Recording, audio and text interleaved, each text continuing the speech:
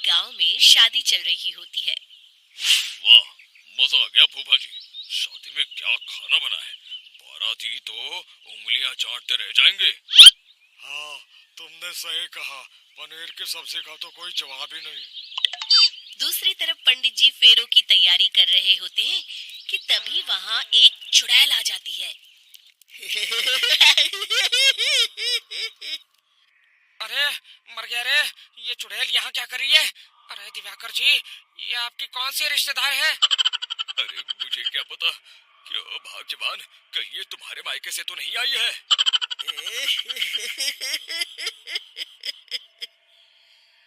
तुम लोगों की इस गांव में बारात लाने की हिम्मत कैसे हुई? मेरे रहते इस गांव में किसी की शादी नहीं हो सकती। अब तुम लोग देखो मैं क्या करती हूँ। अरे मर गया रे, मैंने सुना है ये जबान की पक्की है।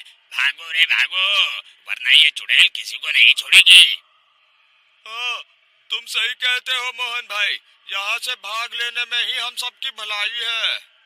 देखते ही देखते शादी के मंडप में भगदड़ मच जाती है और चुड़ैल सब कुछ उजाड़ कर रख देती है।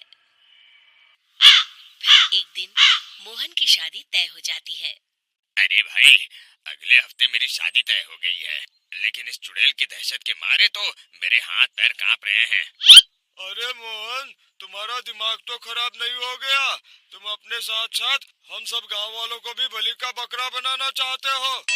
उस चुड़ैल के रहते तुमने अपनी शादी के बारे में सोच भी कैसे लिया? देखो गोपाल, डर तो मुझे भी लग रहा है, लेकिन उस चुड़ैल के डर से मैं जिंदगी भर कुंवारा तो नहीं रह सकता। तभी वहाँ मोहन के होने वाले ससुर आ जाते हैं। अरे ससुर जी आप?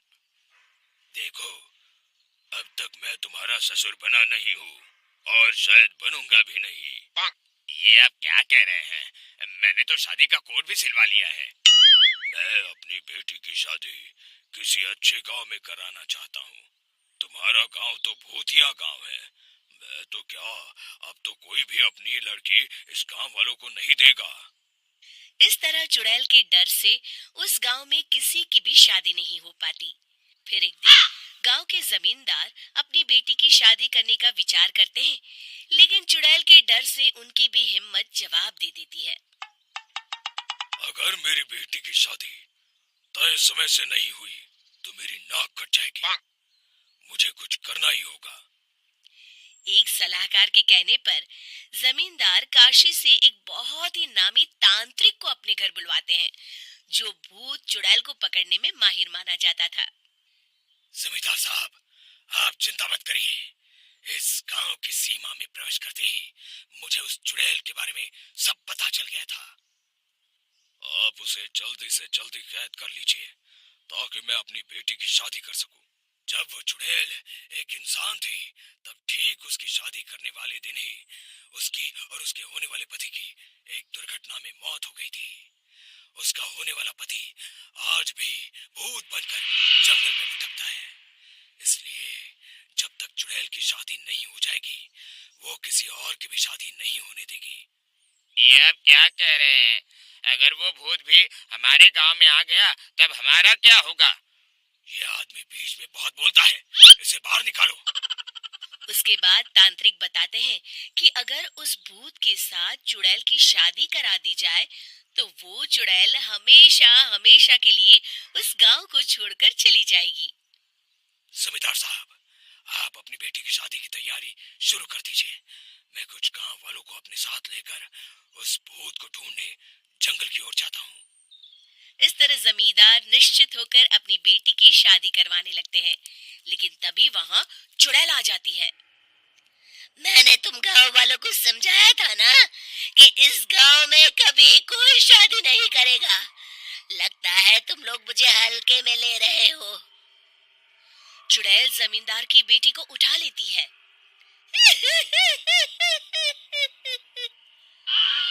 अब देखती हूँ बिना दुल्हन के तुम लोग शादी कैसे करोगे। मैं इसे अपने साथ ले जा रही हूँ। छोड़ मुझे, पिताजी, मुझे बचाइए। अरे मेरी बेटी को बचाओ। तभी तांत्रिक उस भूत को लेकर वहां पहुंचता है। अरे भाग्यवान, रुको, इन मासूमों को परेशान मत करो, मैं आ गया हूँ, अब तुम मेरे साथ चलो। चुड़ैल बहुत खुश हो जाती है। आप आ गए, चलिए अब हम मंदिर में चलकर शादी कर लेते हैं। अरे अरे अरे अरे, ये क्या कह रही हो? मंदिर में जाके दोबारा मरना है क्या? चलो, आज से हम जंगल में रहेंगे। चुड़ैल चली गई, अब मेरी शादी हो जाएगी। इस तरह सभी गांव वाले खुशी से झूमने लगते हैं।